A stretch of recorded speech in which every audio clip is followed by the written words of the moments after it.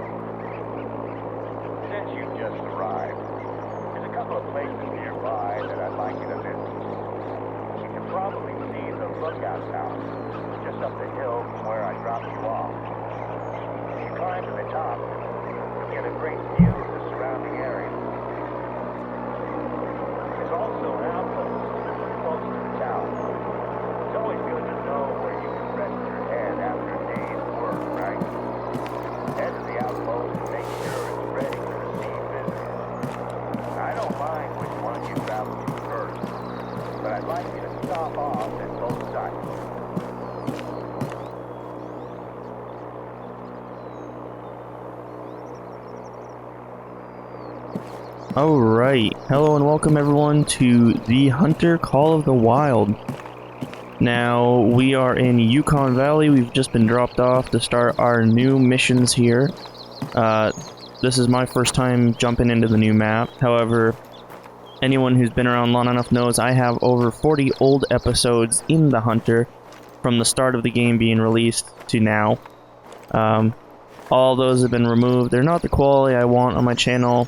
So we're starting fresh, doing all that over again.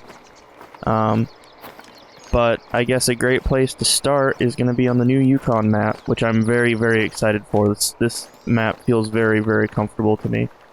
At least so far. My loadout's still set up for Park Fernando, excuse me.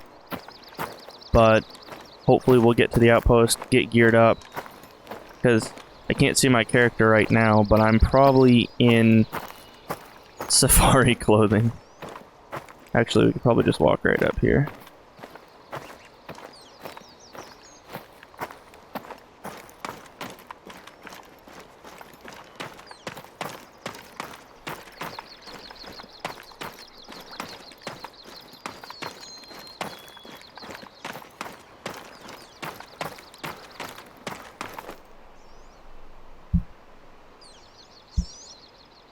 Now, my goal for this series...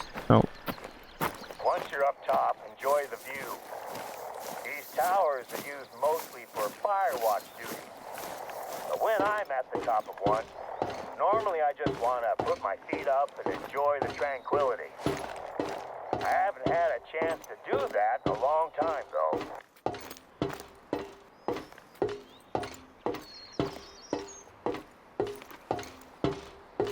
Well, so we're at one of the watchtowers. My goal for this series, just to let you guys know, is going to be a total playthrough. I want to have every single achievement done. I mean, as soon as I can get it done, but that's my goal here, is to get all achievements, go through everything, experience everything, do the single-player missions, because a lot of those former episodes were just multiplayer. Oh. There we go. Couldn't get over the step. See what this lookout is. You at the top? Can you see the outpost from there? I normally do a routine check of an outpost after we've had visitors. All it takes is a forgotten half-eaten sandwich, and suddenly you have curious animals coming to investigate. Bears are temperamental neighbors, and you don't want them knocking on the door asking to borrow some sugar. Alright, so we're in the Hanson River Basin.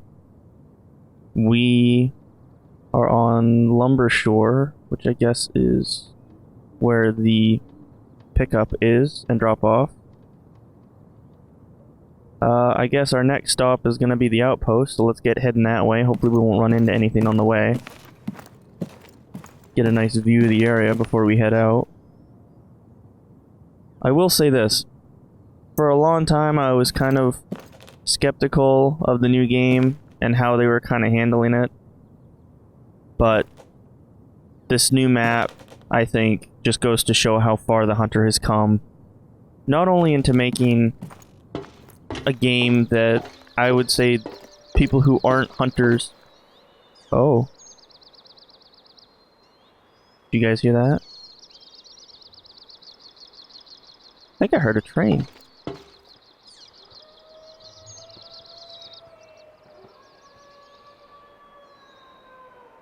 Nope. I am hearing wolves. But I'm not seeing them. Let me make sure I've got my markers up.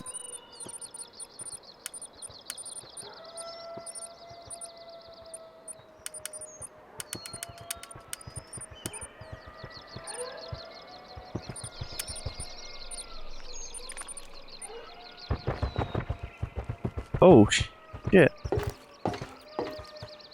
I'm glad I didn't walk down. Alright, let's see if we can't take this guy.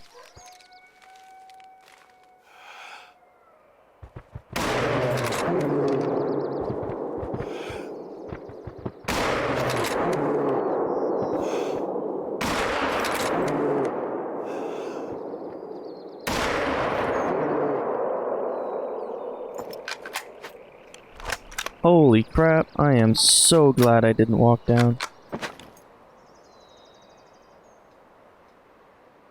Probably gonna run out in that gully area there.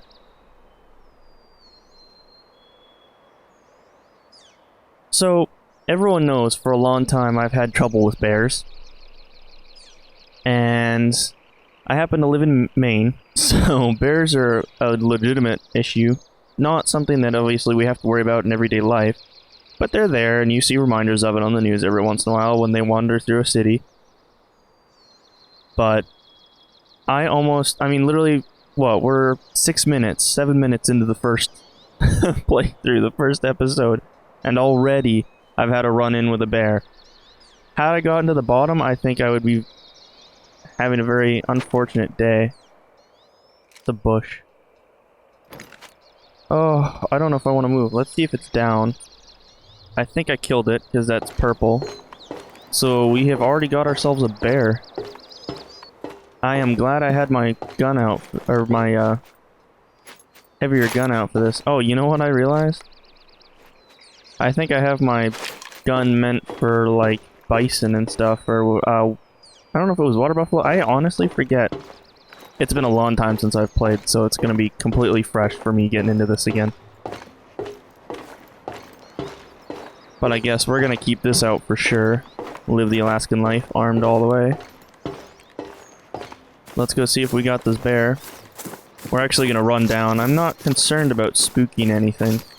Honestly, if I'm quite honest with it, which I've said honest like 3 or 4 times now, but I would be more than happy to scare anything away. Is that it right there? We'll follow the tracks down. I believe it's dead. That's one of the few things that you can kind of not necessarily cheat with, but use to tell you if something's down, is whether the area around you turns purple or not. Although I'm fairly certain they probably had no intentions of that bear getting killed right off the bat. I would be surprised. Although I feel sorry for anyone that was to pop onto this map and not be armed the right way, like with a bow or something, maybe. Oh, is it alive? Oh no, it's down. Let's run over and pick it up first before we forget, and then we'll head over to the outpost.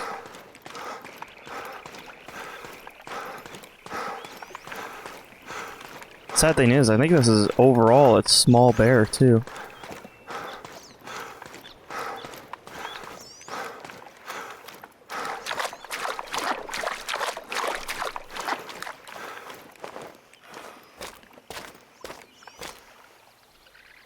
Oh, I already got one of the achievements, Grizzled Veteran.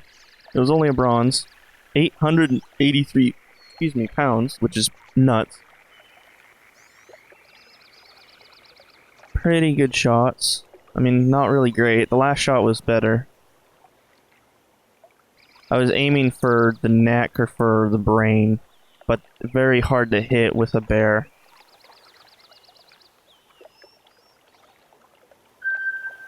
Now, the one thing that I do not have is the hunting lodge. So, or I think it's called the hunting lodge, where you can taxidermize, however you would say it, harvests or animals that you've captured. I'm not gonna be able to do that yet. Maybe down the road, but that's not my first concern. I mean, maybe eventually, but I wasn't really too interested in that whole aspect of things.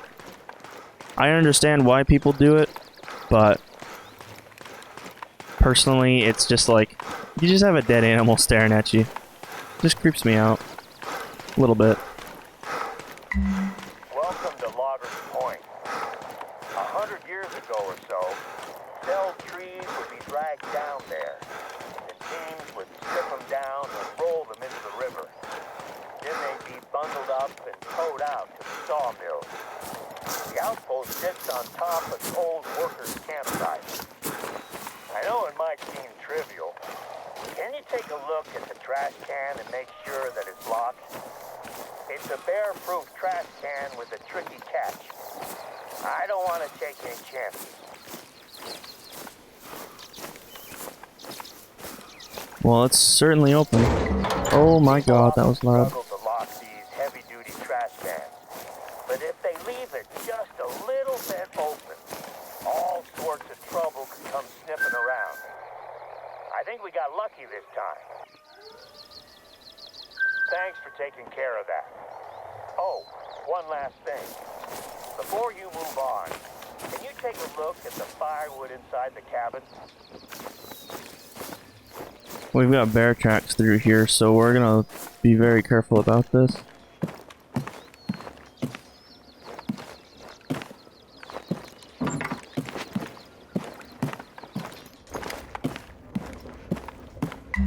All good. Damn, this is bad news. These Oh. logs have all the signs of a beetle infestation. Let me see if I can check in with the hunters who must have cut the firewood. I have the number for their satellite phone in the log somewhere. I'll get back to you. Alright, well yeah, that's not great. I just found the number. I knew I had it here somewhere. I'll give the hunters who stayed here a call and see what they have to say. I'll call you back in a moment after I've landed. I assume this is going to be the start to another storyline. But yeah, for people who don't know, if a felled tree is a tree that's been cut down. I'm sure most people probably know that. From the Oh, hunters yet. wait a minute. I'll keep trying. There's an outpost in the forest to your northwest. If you follow the trail, you'll find it. I have a hunch that... Oh, phone's ringing. I'll call you back when I get some answers from these guys about where they cut the wood. Head to the forest outpost in the meantime. I'll bet that's where they were. Alright, before we go any further, the first thing I want to say is, yeah, so a felled tree is cut wood, and what they would do is they would drag them down into the water, and they would bundle them up. So you have two different types of floating logs. You'd have ones that would be like the outer side of this pile. I forget what the piles were called, but then you have the bundles in the center, and they would literally use a boat, like a tugboat, and just float them downriver or something like that. Nowadays they do that. I don't know how about the old days. But it's pretty funny if you watch like a documentary or something on it, because they have these little tiny boats they just scoot around in that are pretty funny looking. Alright, let's grab us some good guns, and we're gonna actually take an ATV, I think, because I think it's getting dark, and it's probably gonna get stormy. So let me change my loadout, and we will get going. Alright, so I've loaded up on ammo. We are taking the 470 DB with us, just in case we happen to run into another bear. I think, if they have them, the ATVs, I don't know if they have them or not. How would I find that? Maybe they're back inside in that thing? Oh, I should probably change clothes. Yep, I was in the warden outfit that whole time, too.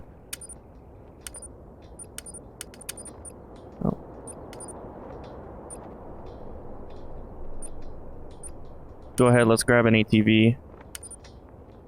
And we will take that with us.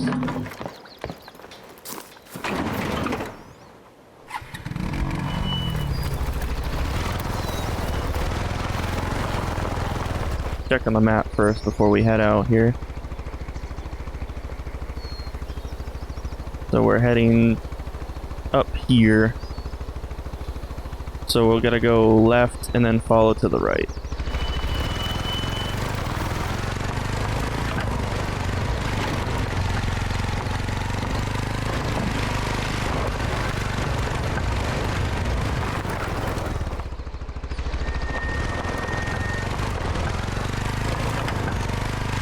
My only concern now is going to be running into something along the way because I happen to have a pretty bad track record with that. I've had a few SpaceX launches from running into animals while I'm riding around.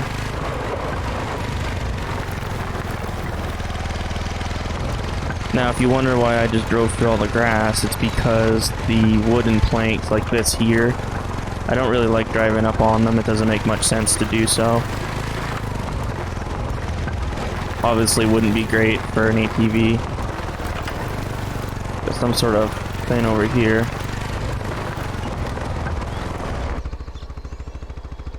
Take a look around. So we've actually got a stand here of some kind, which we're not really going to worry about yet. I just spent a ton of money. I was at 50,000. I just spent like 20,000 on ammo and clothing, so not really rushing to spend more.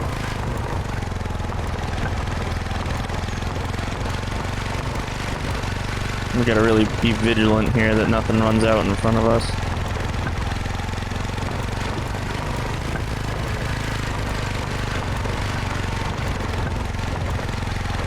And here's the fork in the road, we gotta stay right.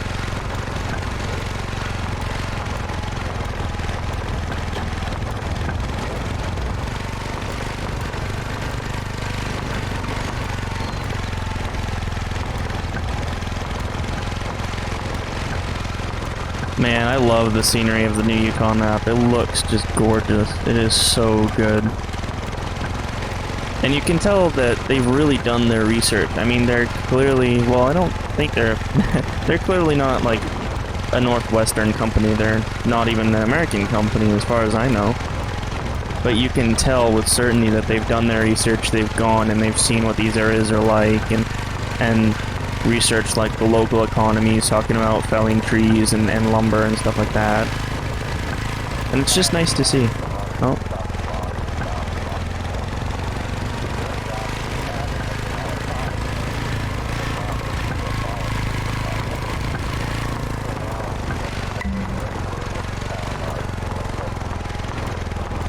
Man, I barely hear him.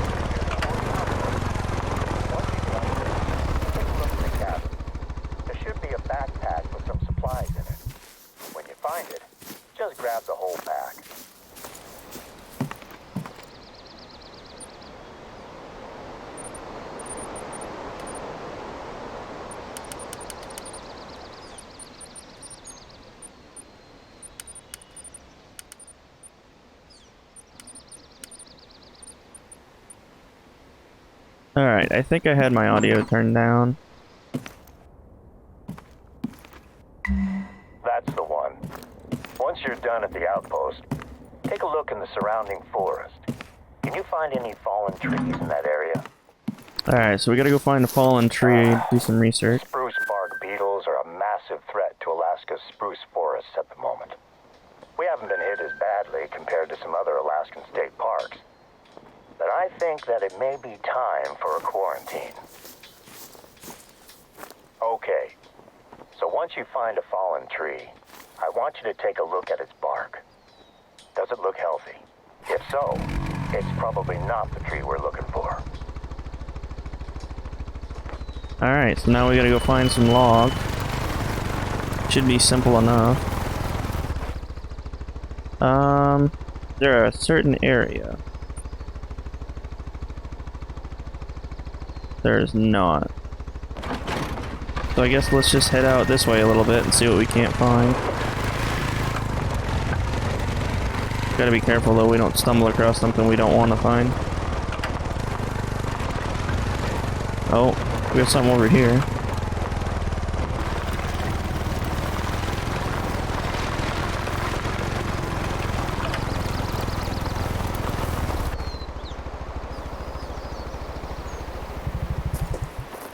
A blight.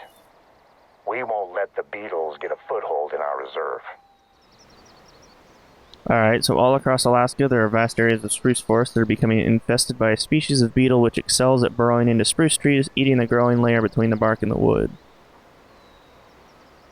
That's scary on many levels. I hear the wolves again. Must just be ambient. Alright, let's go looking for some logs here.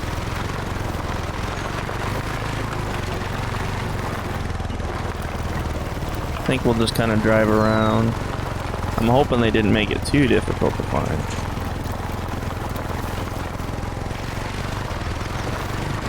Obviously, we don't want to stick to the road because we're not really going to find anything there.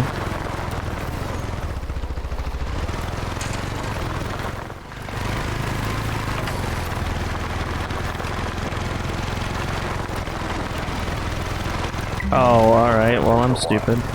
Okay. In that pack, you should have a canister of paint and a nozzle attachment. Use them to paint a big pink X on the tree. And let's take a look around to make sure the beetles haven't started to spread. If you see a spruce in the immediate vicinity of the fallen tree, mark it. And our forestry team will come out and take care of it. If it's untouched, they can just spray it with pesticides to protect it.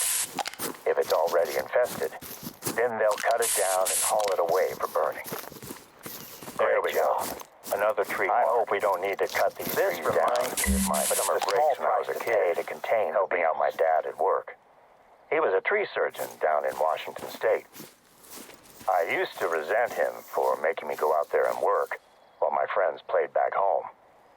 Eventually, those trips also included hunting lessons, and that made them my favorite parts of the summer. That should do. I'll get in touch with the foresters. They can investigate the area and cut down what they need to. I'll make sure that they also pick up the firewood at Loggers Point. Don't want to take any chances. Thanks for taking care of this.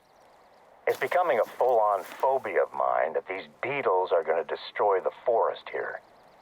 We sprayed pesticides across the western edge of the forest as a preventative measure earlier this month. But any new chemicals in the air, soil, or water make me uneasy. Alright, well, so we've just marked off these trees to be cut down. Now, I do wonder... In the same bag that you found the paint, there should be some plastic sample containers. Could you bring them out to the wetlands? Muskeg is the word we use up here in Alaska. Alright, so we've got to head wherever that would be, down there. So we've marked these trees, however, I do wonder if they're gonna cut these trees down and haul them away, what's the risk of spreading the beetles on the way out? How do they quarantine the trees? Like, how in-depth are these processes? Samples out there. So one of our research teams can test the pesticides to make sure they aren't having any effect on the ecology. This was actually my wife Sandy's idea. She runs the Yukon Valley Nature Center, so she's working closely with a visiting research team. Welcome to Yukon Valley's wetlands. The last time I brought both of my daughters here to spot birds, they told me that all the bird spotting in the world wasn't worth the smell. Turned out that a bear had left a rotting moose carcass in the summer sun. I decided to spot birds somewhere else, just in case the bear came back for seconds. Watch your footing at the water's edge. It can be easy to slip and fall in. Just fill one of the containers you have with water. The pesticides we're using on the forest to prevent beetle infestation are effective, but I still have my doubts about the effects on other wildlife. The flats are one of our most biodiverse regions, so I can't risk introducing anything dangerous into the water or the food chain. Can Can you take some samples from the water beside the forest first? We sprayed a section of the forest western edge last month, so I want to know if anything has changed since then. Nicely done. First time I was there, I misjudged how stable the edge of a pond was and ended up with one leg deep in the water. I was a rookie at the time, and luckily nobody saw it happen. Can you grab a second sample from a body of water slightly further away from the forest? Well, so if people don't know what exactly we're doing, we are taking samples from the water on the flat in order to see like how runoff, like when you spray crop or something like that and then it rains, it runs off into the local water supplies, whether it's a lake or a river. Locally, this is something I've been involved with before, was testing to see cleanliness of the water, what was the makeup of the water, stuff like that. So that's kind of what we're doing, just to make sure that anything that's in the water isn't going to be affected by the pesticides or whatever. And I will say this, when they were talking about the smell, the one thing I will say is if you come to Maine and you come to like near the ocean or where the oceans are and you go to the flats, we have clam flats. Holy crap, when the sun is out and there's no water over those and it's just cooking that ground, it is a stench you will never like. I got used to it, but it will still catch you every time you go by it. And I happen to live on the coast at one point, which required driving through clam flats frequently. And man, that's a stench that is you'll never forget it, that's for sure. But it looks like we're coming up on the next site. There's a post there too. This is a little concerning because if there's anything within this grass, I'm not going to be able to see it. Head over this way towards where the mud is.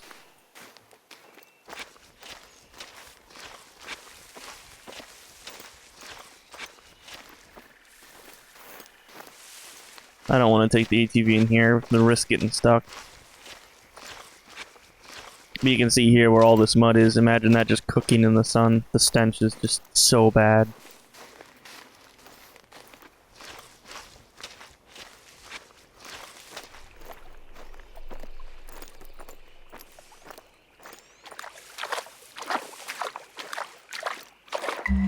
Great. That should do for water samples. Next up, I need you to find me some animal droppings in this region. The muskeg is a hotbed of animal activity, so you should find droppings quite easily. See, he says that. He says muskeg. I'm gonna have to do some research because that honestly sounds familiar to me. However, I think... If the pesticides have drifted out to the flats, I want to know if it's making it into the food chain. It's been a month since we sprayed, so there's been plenty of time for the pesticides to get out here. Yeah, that's the thing most people don't seem to realize is if you spray, like, if you were to spray fertilizer or something here and then it rains, all those chemicals wash down into the water. Not only do you have to worry about it, I mean, I'm sure if you're on city water or something, it gets filtered out, but occasionally it can get into groundwater and stuff too. But say suddenly, you know, whatever that pesticide is starts killing off a specific thing in the water that a fish eats. Those fish can't eat, they start dying. The birds and creatures that eat those fish start dying. And it's a chain reaction that can seriously damage an ecosystem. And most people don't seem to take that, like, most people take it for granted, I would say. And don't seem to realize how much everything that you do impacts the local area. I will say that's the most frustrating thing to me. I went to school in the city, or what would be considered a city up here. It's nothing compared to every other state. And they literally had signs, they had spray painted next to culverts and stuff to say, hey, this water runs out to the ocean. Don't dump crap down here. And people will just leave oil things and all kinds of stuff. But while we're here, we're going to jump up and we're going to unlock this. Yeah, I've not been to the outdoors, like, strictly for research or for anything like that in a long time, like to help people. But it was definitely something I enjoyed, and if you're interested in doing it, I would say go for it. Get out there, enjoy it. I mean, the reality is we may not have a lot of it much longer, which is kind of sad to me. Oh my god, every time I come up these things, I go to the wrong side. I will say this too. I was very skeptical of the Hunter when they started doing, not necessarily political stuff, but clearly making a point, like with the whole trophy hunting thing. But I think the way they've handled some of it, like the whole mission playthrough, I did the mission playthrough of the Rhino, which if you haven't seen that, skip here. But I did that on stream, and honestly it was one of the saddest things I've ever had to play. It was like, I enjoyed it, but it hits home the reality of parts of the world that you just don't really think about every day. It was kind of sad. Well, we'll go ahead, we'll unlock this point. This will help us, hopefully, in the future to find stuff. I do not see an outpost from here, though. I'm surprised. Maybe... Well, yeah, so it would be out this way. But I don't see one. The one thing that surprises me is this one's all enclosed, so you can't actually do anything from the top of it. Maybe we can see it. Because it would be out this way. There's a house or something there. Oh man, you can hear the wind. Alright, let's go run down, see if we can't locate some scat. Because at least when I was working on that stuff, they always referred to it as scat. I think for obvious reasons, because I was younger, but... Yeah, that's the one thing that... Even though it's not something that I use in my daily life to learn about these different things, definitely makes a difference. Like, it helps you understand the world a little bit better, I think. So if you're interested in going out there and doing research or helping out locally, volunteer, take a day, go enjoy it. Oftentimes it means you get to spend the day on the water in a boat, just enjoying it, talking with people who are like the nicest people you'll ever meet. And sometime I want to do a fundraiser for the people who helped me out, because it made all the difference for me growing up to be able to go out and do that stuff. I really did enjoy it. And I would definitely say do it. But I guess find whatever we need to find for scat. Down here might be a good spot, because animals will have to cross in between. Take a look through here. I just see a bridge. Hold on. I think I'm seeing things. I will say this though, this map is just, it's gorgeous. There's something up there. Let's go down here and see what we can't find. I just don't want to run the ATV into the water or we're going to be in big trouble.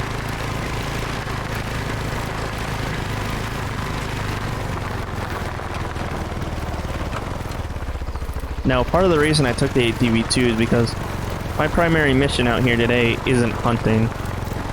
So I'm not horribly concerned if I'm spooking animals off. If you're looking for hunting, then I would just wait till another episode down the road.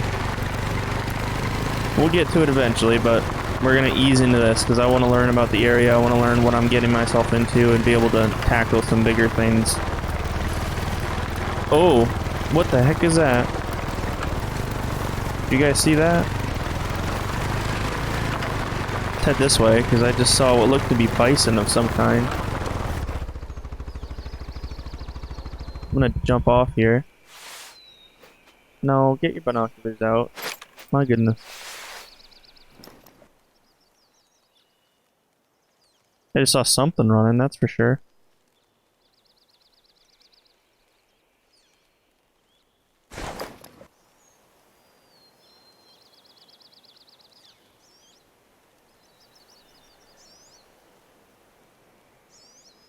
Just listening here.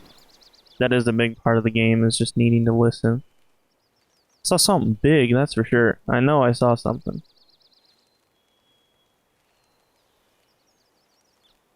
just be cool to spot a new animal, because I have yet to see them. Sure, if we waited here for a long period of time, they'd come back, but like I said, not really the primary mission today. Although, it might be a good place to go look for droppings now. I guess let's head that way, do what we find. Kind of stick close to the trail here so I don't get lost.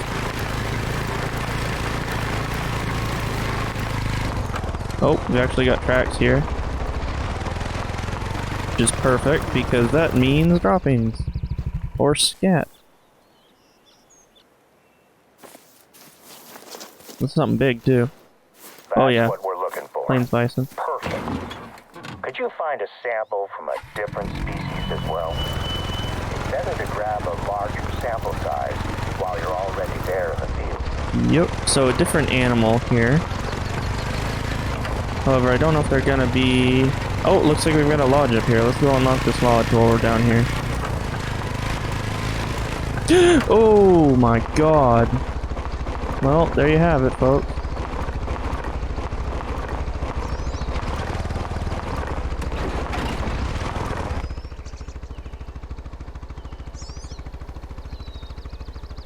Now, it seems to me like those were the bisons I'm not moving from this spot until that guy runs past.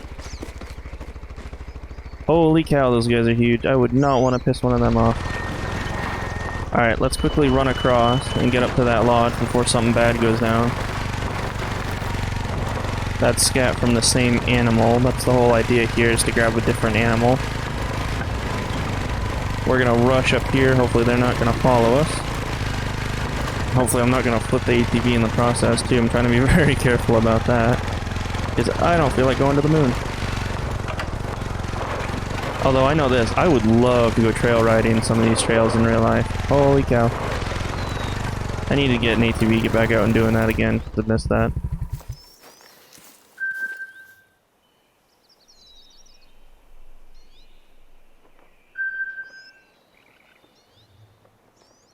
Alright, let's do a quick check here, too, to make sure there's nothing inside I need to worry about.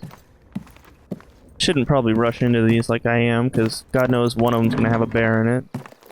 Which I can now use that clip to cut to down the road when I'm right. If I'm right, I should say. Alright, I guess let's leave the comfort of the fence. Let's go find this last bit. Actually, you know what? That's gonna do it for this episode. We're at a pretty good spot to stop, I think. Take a look around. You hear the wolves howling. I want to take a quick peek, see if we see anything. Oh my god. He refuses to get his binoculars out the first time. You can hear it echoing through the valley. That is so nuts. I've heard, like, coyotes in real life before, like owls and coyotes, stuff like that. Maine is rural enough in some areas where I've lived that those were just commonplace. But nothing like this. This is like full-on wolves, I think. It's so, like, it's just weird because it's so... This is gonna sound really dumb. It's so natural. Like, this is so untouched in some ways. Get a call from something? But don't see those bison anymore. Damn. Alright, well, yeah, that's gonna go ahead and call it for this episode. I hope you guys enjoyed. Let me know if you guys have anything you want me to try and do in this series. I'm gonna try and stick to the realism side of things and just enjoy it. And this is gonna be my escape from the real world, getting into nature as close as I can since I'm trapped in this in this place. But yeah, you guys know what to do. Like, subscribe, comment, all that fun stuff, and I will see you in the next one. Peace.